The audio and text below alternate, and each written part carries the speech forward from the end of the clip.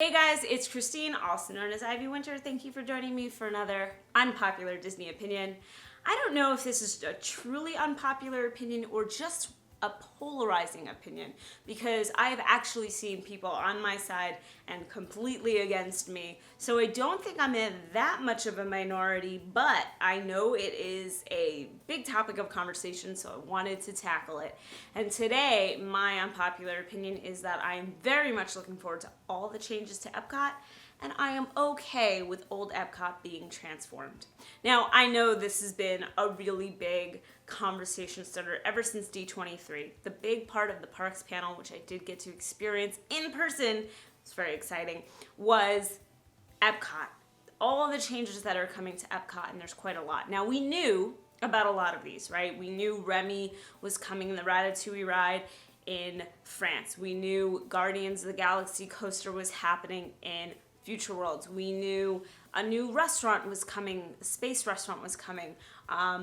We knew a Spaceship Earth refurb was happening, but we just didn't have details. And there was much more that came out of D23 as well about Epcot as a whole, both between the park panel and the park booth. That was their main focus, was all of the things and all of the changes coming to Epcot.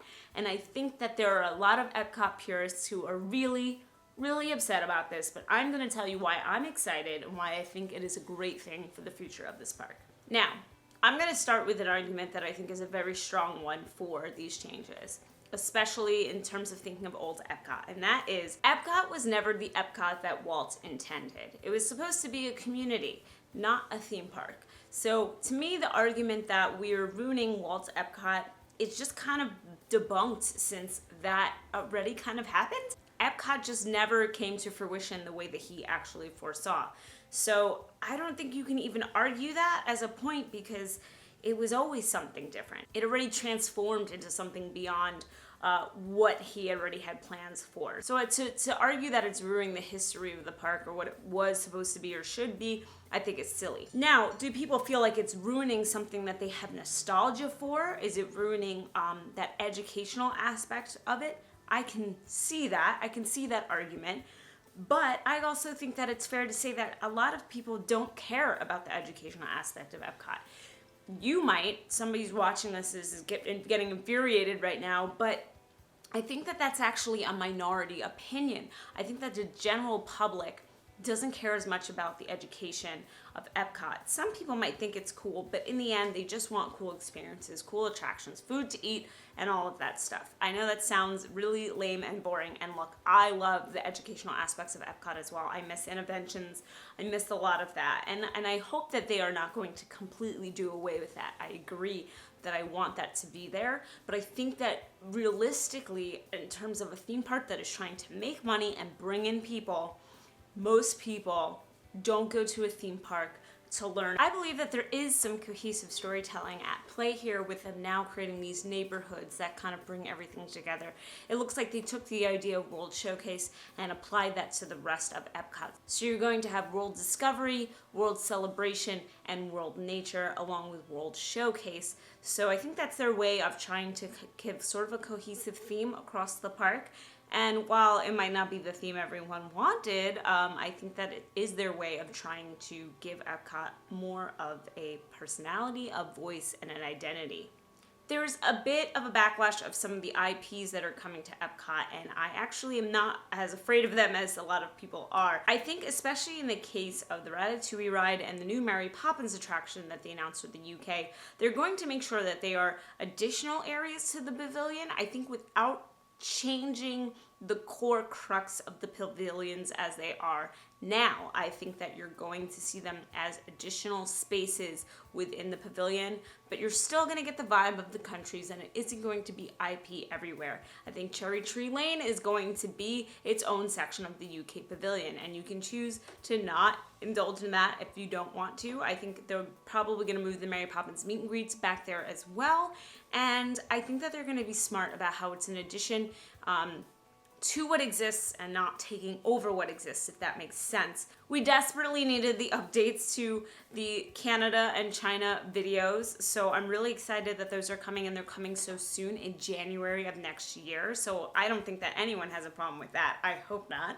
But I'm excited for all the changes in the what was known as the Future World part of the park. I'm excited for the changes to the entrance, and as you walk in, this new pavilion with this beautiful multi-level area that you can do festival events at and get food and look over the park. It sounds like it's going to be absolutely beautiful. The addition of Dreamer's Point as you exit Spaceship Earth with the new Walt statue I think is lovely. I know some people had some issues with the Walt statue. Again, going back to this is not the Epcot he wanted, but I say, this was never the Epcot he wanted. So I think it is a nice addition. It'll be nice to have sort of a grander exit out of Spaceship Earth. And I'm excited to see all the changes that they're going to make. There's even going to be like this living tree that lights up and does different things. And all the concept art looks absolutely gorgeous. I think they're really trying to make Epcot look just beautiful and vibrant and alive and give people a lot more to do, especially in the spaces right now where there seems like there isn't much. I think that it's hard to picture the changes when all you have is concept art and a few details about different things, and I think that scares people sometimes, right? I mean, this is a big change that's going to likely take years to actually complete. We're gonna see things come in bits and pieces, and it's gonna be hard to visualize until everything is done. And yeah, that means a lot of construction walls up at Epcot in the next like 3 years or so, and that's kind of a bummer. But they did it in Hollywood Studios, and look what we have now. We have Toy Story Land, which is pretty cool if you ask me, and now we have Galaxy's Edge. And I feel like these sorts of things are worth the wait. They're worth a little bit of ugliness in a park to create something beautiful. And I think that once we actually see it all come together, there's going to be a lot of people who enjoy it. Something that I've said before and I will say again is that my kids' Epcot, my future kids' Epcot, is going to be different than my Epcot. It's going to be different than my parents' Epcot, and that's okay. I think it's totally okay to feel a bit of nostalgia, to miss some of the rides and the attractions that we love. But theme parks are ever evolving, ever changing to appeal to the masses. They are not a museum. While it'd be cool if we had a museum somewhere to see these sorts of things, or maybe an attraction or two could live on somewhere else in some sort of way.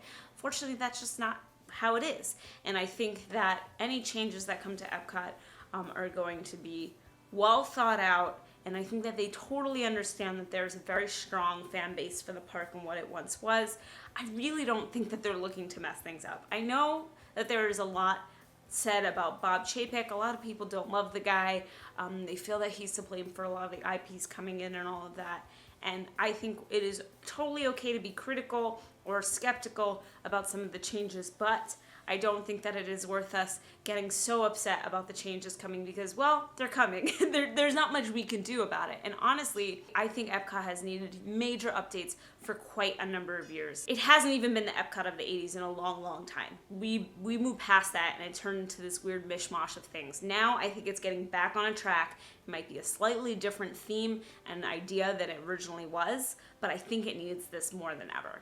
So that's my unpopular opinion. I say unpopular because I have seen it to be more a little bit 50-50, but I would love to know in the comments below, what do you think about Epcot's changes? There's a lot to be said, so by all means, if you want to go off, go off. I appreciate all the conversation that comes from these videos. If you like this video, then like it. If you like me, you should subscribe. I make videos every single week. We're gonna have Disneyland Paris videos soon. I'm going for my first time by myself. Really exciting. Probably there already by the time this is going out. So if you want to see that, you should definitely subscribe. As always, thank you for watching. Have a great rest of the day.